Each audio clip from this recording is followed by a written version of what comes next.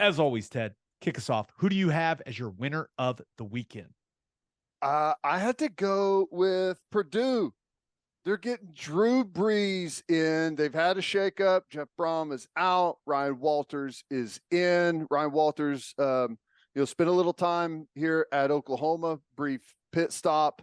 I think he was the DB coach at Colorado before that. He's young, but he's got a lot of experience. He's been coaching on the defensive side for quite some time with a lot of responsibility. He was DC, that Illinois job, with a nice turnaround there. But with Brom out, Walters, not yet able to come in and take over everything. They're in need of some help there. And Drew Brees to the rescue. And I think it's really cool that he's an actual assistant. Like, he can recruit, he can coach the players, he can be on the field with them. I think it's awesome, and I'm curious to see if this ignites something with him in coaching, and if it's something that he's going to want to continue.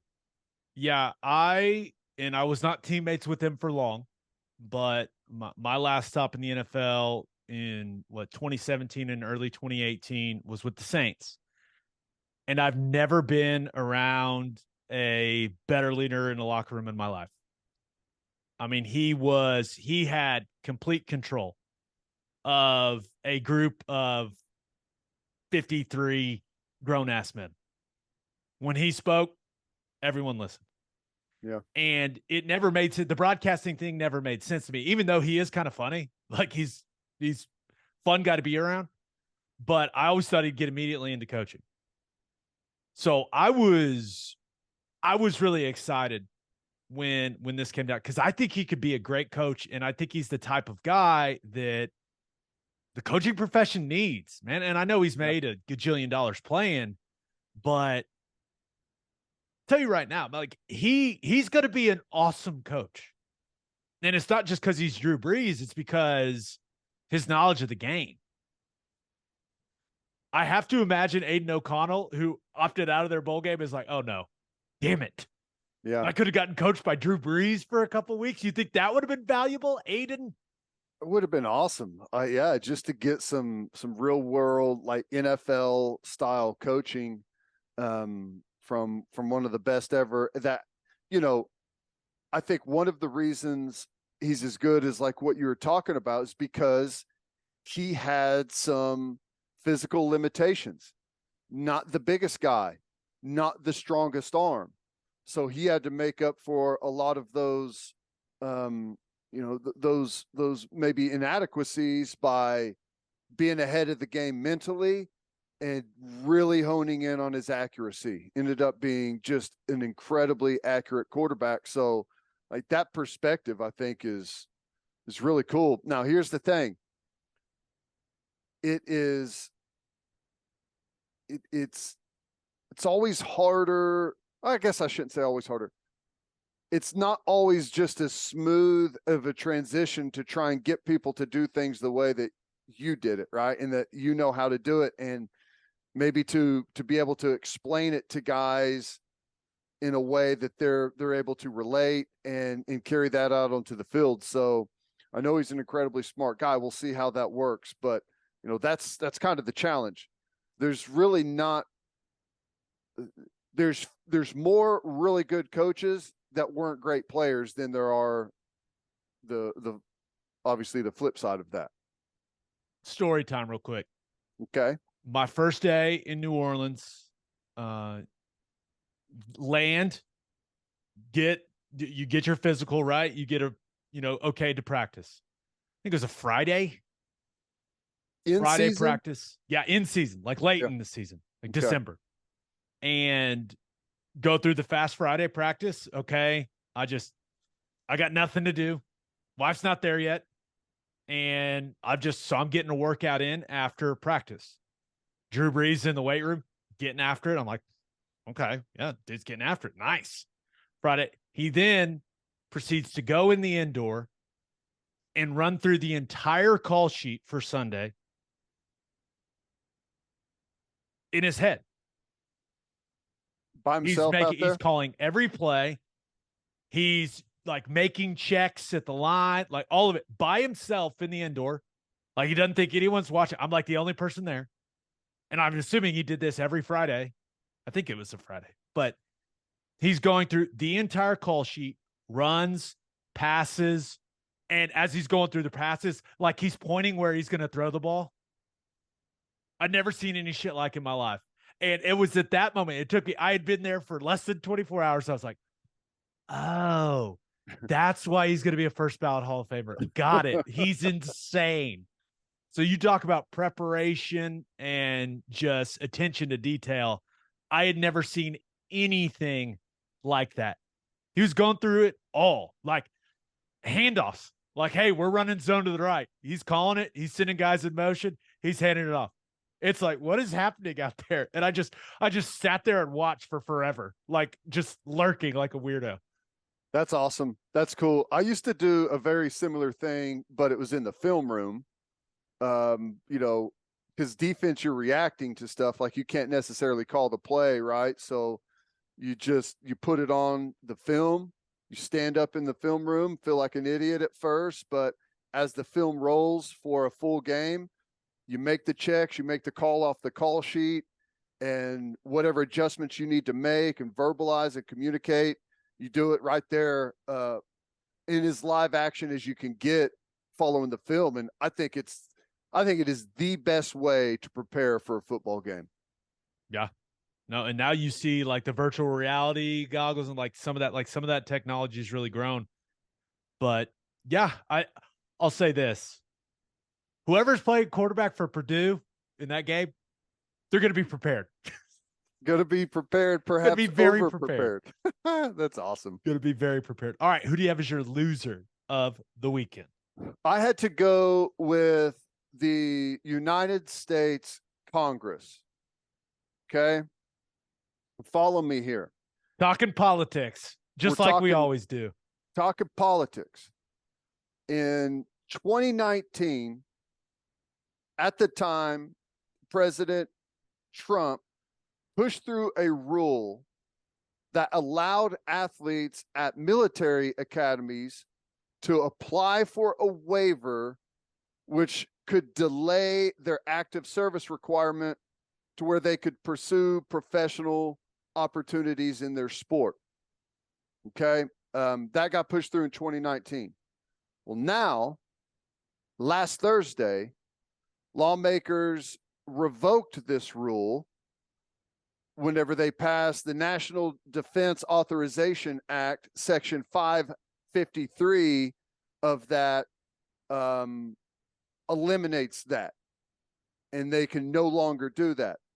And it's passed through Congress and set to hit the president's desk for signing soon. And wouldn't you just know that right now, a guy that opted in because of that rule, opted into playing this season at Army, had the chance to leave early, could have left early and gone to the NFL draft. Andre Carter is a first-round talent, set to be the first-round drafted player from Army since 1947. And I hate that he's being punished for doing all of the things that we want from these type of players. He was committed to this team. He wanted to graduate, wanted to see everything through, wanted to play his final year, did so, had an unbelievable year, set to be a first-round pick by most people out there. And now it looks like he's not going to be able to do that unless something happens. And I don't know that it will. So I think that is just beyond frustrating. I'm with you. And I actually kind of went down a rabbit hole with this story the other day.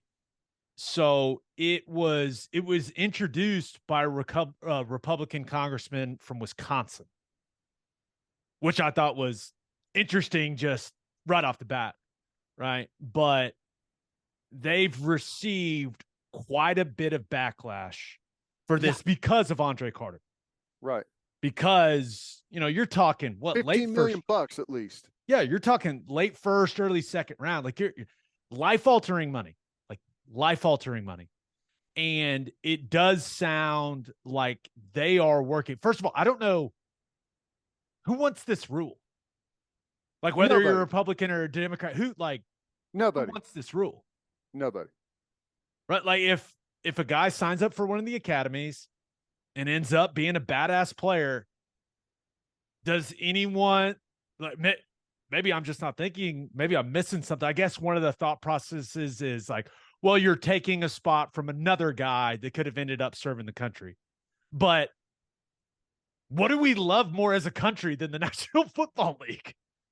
Well, this is the reason it's dumb is because like a guy like this is like, this is a great beacon for the Army to get behind with the proper, like, if you manage the situation properly, like this is a great way to still get really good, talented people into the service academies to where, it's something that they wanted to pursue, but this athletics thing has really taken off for them. Like that's like the best marketing that you could have is that, hey, we're going to bring you along, but if you've got an amazing opportunity like this, yeah, obviously we're going to help you pursue that. Like, cause like I said, this is a first round, this would be the first round drafted player from Army since 1947. So we're not talking about this being like an every year type of situation. And like, there's this massive number of guys being robbed from the United States Army to go play in the NFL. It is like a 1, 2, 3 type of thing every couple of years. So it's ridiculous that anyone would really grab a hold of the previous language and feel like it's such a bad deal for the Army that they've really got to make a point to change it in this next National Defense Authorization Act. It's dumb. So Gallagher, the congressman from Wisconsin, obviously they received a lot of blowback, and he said that they are, quote, I will be working with my colleagues to identify a legislative fix that addresses this issue by grandfathering in existing athletes into the current system. Now, you and I agreed, like, why do you need this rule? This is one of the things that frustrates me. And, I don't think that one of the criteria for what we want, like the men going into the service academies, right? The people that are going to end up leading this country, protecting this country. I don't think we want one of the criteria to be, hey man, we want you to be too athletic. Yeah, that's what I'm saying is like, this should be a great opportunity for you, not a horribly like this is just the worst publicity you could get. It makes them look awful. It makes it look like you're just looping these guys in and you're going to miss out on really good talent potentially because of it. Yeah. And just so people understand, Andre Carter is number 22 on Mel Kiper's big board right now. Absolute stud linebacker. He's like 6'7", 260. Yeah, edge, like outside backer. It's incredible. Yeah. So I think that, and from everything I read about it, like he's incredibly frustrated. Like the uncertainty of what the future does or does not look like for him. Like I kind of sounds like he's freaking out a little bit, and it's completely understandable. Yeah, I think it will end up possibly like $15 million, $20 million gone. And the thing is, it's after 2 years, right? When you're at an academy and you have to make that decision. I forget what they call it, but it's basically like, hey, are you all in or are you not? And they give them like, hey, here's your option. And with what the current rule was, where they said, hey, you can go play. Like he said, I'm in, baby. Yeah. And now they just changed it on it. So I think it'll end up being okay for him. I still don't like the rule overall, but it's so dumb that they like that should be the blanket rule, right? That when you're in and you're signed up, you're in. That's a blanket rule. But there has to be some type of board or whatever that has the ability for a unique case to give an out. It's just it's stupid not to. You hurt the talent that you can potentially bring in. This should be a fantastic marketing opportunity for Army. Instead, it's a disaster. And it seems like it just came out of nowhere. Yeah. I don't know about you, but I haven't heard of many people being like, it's ridiculous that guys at Army, Navy, Air Force can go play in the NFL. I've never heard anyone say that. We got to put a stop to this. Yeah. I mean, of all the things that we have going on, the fact that this would all of a sudden come up to be a priority, which, by the way they crammed through this whole bill, like, we don't need to get into that. It's a travesty the way our government operates at times, but it's just dumb that this is something that someone really felt the need to dig in on. Someone needs to ask the guy from Wisconsin, like, what's your deal, man? What? Who wanted this? He was committed to Wisconsin and flipped to Army late. Oh, this all goes back to a recruiting battle, huh? I'm joking, but God, could you imagine if that was the case? He's like, I got him back. Played the long game, got him back. No, I think he'll end up being fine, but I think that's a rule that no one asked for.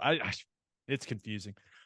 Let's move on. And that's as political as we get on here, trying to get a guy from Army to be able to go play in the NFL. Look at us go. All right, let's move on. But first Fidelity Bank is a full-service financial institution based in Oklahoma with tailored solutions for all your personal and business needs. Checking accounts, saving accounts, home loans, and much more. They do it all. Whether it's online banking from your computer or mobile banking from your phone, everything is stress-free with FFB. Making mobile deposits, paying bills online, and moving money to different accounts could not be easier. First Fidelity Bank provides free ATMs worldwide, making banking convenient wherever you are. They also give back to the community. FFB donates a total of more than $500,000 to local charities and educational foundations. Make your life easier and go bank with First Fidelity Bank. Visit ffb.com for more information.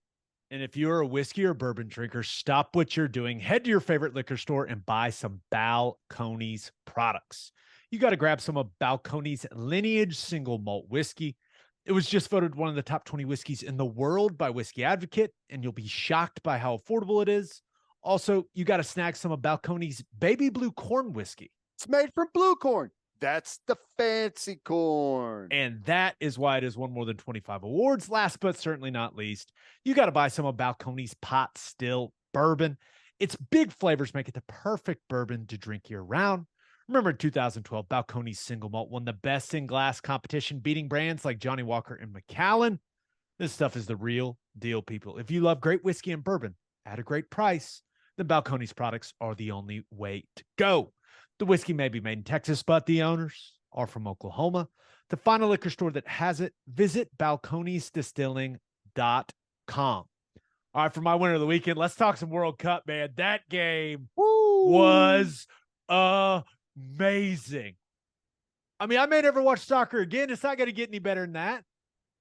Yeah, I came in right at the right time because it was on and I was just kind of in and out, doing some stuff outside. Came in, took a break, and the fireworks started, baby. That was incredibly intense. To me, that is peak soccer. I don't know that it can get any better than that. I'm with you. And there is, and it's not just soccer, it's in all sports. One of my favorite things is when the stars of the sport deliver on the biggest stage. Yep. And that's exactly what we got from Messi and Mbappé in that game. And you probably didn't get to watch much of the first half if you were doing work. Right. Argentina dominated the first half. They dominated like the first 80 minutes or so. I mean, and they undoubtedly looked like the better team. Now the penalty, yeah, did the Di Maria guy maybe trip himself? Yeah, but they were still dominant. But Messi ends up burying that, with them getting the penalty. The sequence of passes that led to the Di Maria goal was like one of the most beautiful things I've ever seen. I was like, oh my God. That when people call it the beautiful game, totally get it. Totally get it when you watch something like that. I mean, they just look so much better than France for the majority. And then it all changed, man. France found life with the penalty. And that was something the guy from Argentina didn't need to grab him the way that he did, but Mbappe buries the penalty. And then like a minute later hits, I think did they call it like a volley when he kicks it Yeah. out of the air? Yep. Dude, that was sick. And all of a sudden you blink, it's like 2-2. It was, and the party was just getting started at that point, man. Yeah, that's just that was the appetizer, because after that, like, the extended time was like, it was slow and cautious for a time, but after Argentina scored, that was a shootout. I mean, there was guys ripping balls from all over the place, shots on goal. The handball there in the box that got the penalty kick was crazy, but there were so many things. The save late is The kick like, save. oh my God, that was incredible. I could not believe that he got that. That was nuts. And that flying scissor kick, whatever that was, on that one ball that came bouncing out, I don't know how that guy got on top of that ball, but it was headed out. It's just everything. It was crazy. That was awesome. There was part of me, right, because Messi scores an extra time, right? And there was part of me that was, first of all, a dumb thought on that. I did not realize how important the ball actually hitting the net was for me to like react to a goal and get excited. But that French dude that was, for whatever reason, he's like 3 yards into the goal. Right. Like the ball's clearly across the line, but he's inexplicably just like standing deep in the goal. And he robbed us all of the moment of Messi putting it in the back of the net. It's like he scored, but my body didn't know what to do. I didn't realize my emotional reaction and my response was so attached to the ball actually hitting the physical net. Yeah. Yep. It's, I don't know. It was weird. I Yeah. froze. I was like, I didn't know what to do. I thought he was clearly offsides. Now, they reviewed like the later part of it, but I thought the attack right before that they were offsides by a long shot, but they never went back and talked about that one. And I hadn't seen it. Maybe there's an explanation why they don't. But yeah, the only thing I could think of is maybe that guy was in such a panic to get back and help and get on the line to help the goalie that his momentum carried him back across the line. But I was kind of thinking the same thing. It's like, it's kind of a weird spot to be in, but like, what are you doing? That's right. what my reaction. I was like, what's that guy doing? But it was a scramble as time was ticking down. Scramble. It was awesome. Oh my gosh. And back and forth, both sides. The Messi goal, I had that moment where I was like, golden goal's better. Like if he scores right there, I mean, what a moment. He wins the World Cup for Argentina. Like it would have been crazy, but then we would have been robbed of all the drama that happened afterward, where I was like, no, they're definitely doing it the right way. Like that was really the beginning of the excitement, which is crazy. Because I told my wife, I was like, well, Argentina won it. And she's like, what do you mean? I was like, well, I mean, they got the goal. They're just going to play super cautious. It's going to be really hard to score on them. Little did I know that we had like a shooting gallery coming up. It was insane. Yeah. Now, Mbappé with the other penalty. We end up in penalty kicks. We've already had the penalty kicks conversation. We are both big fans of the drama and the suspense. And that Argentina's goalie, man, that dude's got some swag now. His celebrations were incredible. Yeah, he was amazing. That one save that he had during the PKs was awesome. It hit him right in the chest and chin area. He almost got a couple more of them, man. It's shocking, like how fast that ball's coming, how close you are to it.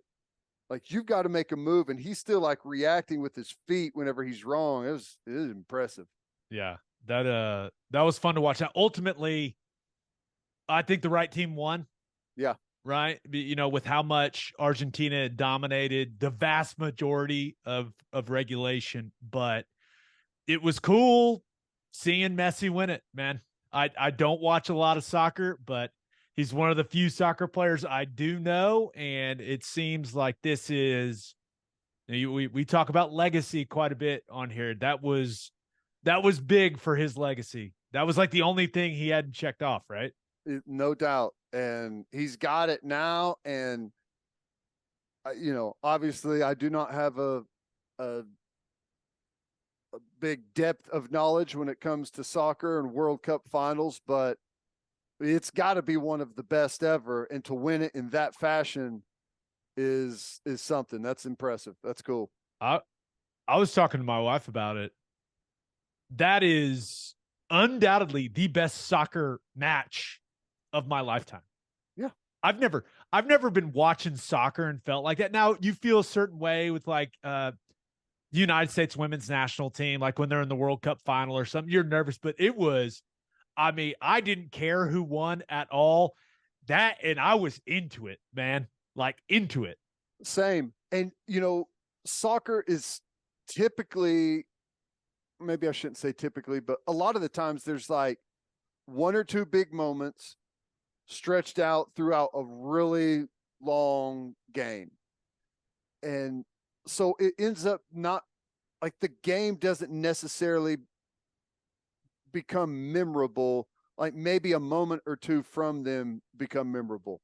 But that what I witnessed today is something that like I'll always remember that long, like the last, however, I guess it would have been 40 minutes or so of that was just like drama, one thing after another. And it just typically doesn't unfold like that, or at least in my limited viewing, it hasn't. I felt pretty bad. And I know in the long run he wouldn't remember it, but I put my son down for his nap right before France drew the first penalty, like in the 80th minute. I robbed him of that. I know. And I felt bad, but he wouldn't remember it anyway. It's fine.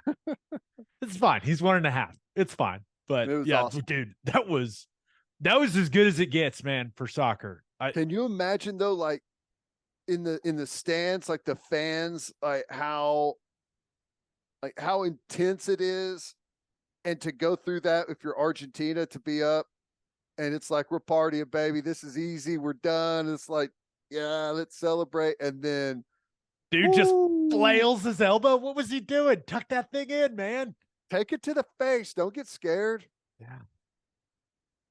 That was fun. That guy was like, you want to, every now and then you do something dumb. Like I've done something dumb. I got the punt blocked against Kansas State, right? The national championship year. When I can't explain to you in a situation like that, how you're over there thinking, dear God, just win this game. I don't care what else happens. Just win the game. That's it. That I know that dude was thinking the same thing. Like, we got to find a way because this is all coming back on me if we don't. Yeah, I'm sure there was not a happier person in the country of Qatar than that guy. Well, that was fun. That's the most soccer we've ever talked, for sure. I know. And it deserved it because it was that good. All right, for my loser of the weekend, thought about going with the Indianapolis Colts. Whoa. Little Saturday night NFL football. And if you didn't watch the game and you just looked at the score, you're like, what do you mean? 39-36 in overtime on the road against the Vikings. What's the big deal? They were up 33-0 at halftime. It is the biggest comeback in NFL history. And poor Matt Ryan, man, he's now the quarterback for the losing team in the biggest comeback in Super Bowl history. and now the largest comeback in NFL history. Here's a little stat for you, Ted. Since 1930, remember they were up 33-0. Teams were 1,548 1-1 when leading by 30 plus.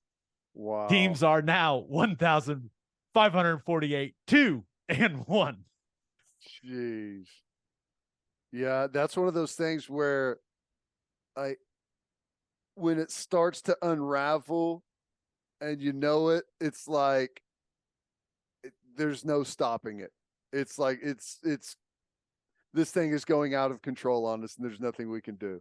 Yeah. Now the Vikings gave the Colts a whole lot of help in that first half to get out to that 33-0 lead, but man, it was painful to watch. Oh, it was painful, but very entertaining second half, in my opinion. But my loser of the weekend, little story from the weekend, Ted. My loser of the weekend, NBA officials went to the Thunder Grizzlies game on Saturday night. Which, by the way, someone told me, I was driving back from Texas. Someone told me that you were getting a lot of television time. Like you kept having players like spill into you and stuff on the sideline. So yes. So we brought my son to the game. So when we bring my son, we've got these 4 on the sideline and 4 on the baseline. The baseline ones are safer typically, right? There's a little more distance. Well, there's this woman who's a photographer, and I mean, she may weigh 100 pounds, maybe. Jaren Jackson Jr., who is huge, came and smoked her, dude. Smoked her, like straight in the chop, just like camera went flying, everything. So helped him up, helped her up. And then a couple minutes later, Poku comes and takes her out again. I mean, it was so good. But now she was fine. She was fine. But yeah, so I probably got some camera time from that. Yeah, there were some big bodies, and my son was just sitting there in my wife's lap, like, this is awesome. It was pretty funny. But so Thunder, no Shai Gilgeous-Alexander, no Josh Giddey. You know, you're going to the game, you see that, you're like, well, damn it. But didn't matter. Get to watch Ja Morant, right? One of the most electric players in the league. I think he's one of the guys in the league where it's like, hey, he's worth the price of admission, right? And he got ejected in the second quarter. And it all happened about 15 feet from me. And what happened was there were these Memphis fans sitting right by us that had front row seats. And this woman, she was wearing like a Ja Morant caricature on a hoodie. Like she was obviously a Morant fan. And Ja Morant got teed up. And then he started talking to these fans because they were like, hey, let's get going. They're down by 20. And basically, and if you have children in the car, you may want to turn it down real quick. But Ja Morant's like, hey, I'm going to get going if these refs will blow the fucking whistle. And he's just talking to him. And the ref overhears him and tosses him out of the game. And everyone, even Thunder fans, are like, what are you doing? And so I end up talking to an official because they end up right by. I was like, guys, what are y'all doing? And the ref looked like, what are you talking about? I was like, we're all here to watch that dude play. Why are you throwing him out of the game? And this is the one that did not sit well with him. And he didn't like almost toss me or anything. I was like, no one's here to watch y'all. He did not like that. He did not like that line. It's true. But listen, if the player, and I know that NBA refs, it is a thankless job, dude. Players are yelling at you every night, and they bitch more now than ever. Fans are yelling at you every night. Like, no one's saying, hey, you're doing great, man. You're the best. Or you're doing great. Like, no one's saying that. But you have to understand the situation better than that. No star player for the Thunder. There were hundreds of Ja Morant jerseys in the crowd, dude. I didn't realize he was as popular as he is. I mean, Everyone, all kinds of 12 jerseys in the stands, and you toss him for talking to a fan just because what? Does he hurt your feelings? Like, he's not even talking to you. You have to have thicker skin than that if you're an NBA official. You have to. Like it was so dumb, dude. Yeah. That stuff gets that gets really frustrating, man.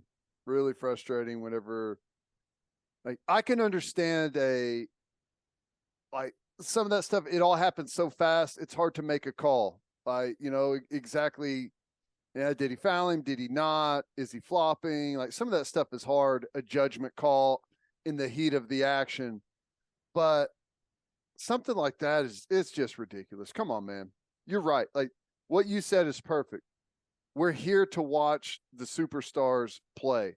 We're not here to watch your ego and you start tossing guys because they don't like the way that you're calling the game. It's ridiculous. It was in that. So it sounds like, dude, there's a lot of people that paid a lot of money to come watch that guy. And you just threw him out of the game because he hurt your feelings. Like, I will say, one of the cooler things, that group, because I talked to that group of Memphis fans at halftime, and they felt horrible. I mean, they were like, he's the reason we're here to play, and we got him. We're essentially the main reason he got thrown out of the game, which may or may not be true. But Ja Morant's dad ends up appearing out of nowhere with Ja Morant on FaceTime, and he hands these people the phone, and like they FaceTime with Ja Morant right there on the sideline as the game is going on. That's pretty cool. It made me like Ja Morant a lot more. And he was like, hey, it's all good. Because I asked him what they were talking. He's like, he told him to not feel bad, like it's all good. It wasn't their fault. I thought I don't know how many NBA guys of his caliber would do something like that. So I already loved watching Ja Morant play, but I was like, this guy's awesome. It's pretty cool. That's cool. Yeah, he is a stud. That dude can defy gravity, man. He is explosive. Yeah. And I wanted to watch it in the second half, Ted. Now, I ultimately, feel bad for the Memphis people that those aren't cheap tickets, and the guy you're there to watch get tossed in the second quarter. That's frustrating. And it's one of those things where SGA's not playing, Giddey's not playing. Like, Ja didn't have to play with how the league operates now, but he did. And it was frustrating. Now, I will say, Thunder end up with a nice, surprising win. Did not see that one coming when we saw the starting lineups. Dort was great. Isaiah Joe continues to be one of the surprise players. Just burying threes, baby. It was fun. They won, but the whole Ja Morant getting ejected kind of just ruined the vibe, man. Yeah. Well, it's going to cost him some money too. He's got plenty of that though. He's fine. He's fine. But, if I could talk to those refs, I'd say those little children that came to watch their favorite player will never get those memories that you took away from them back. Ever. Never again. Never.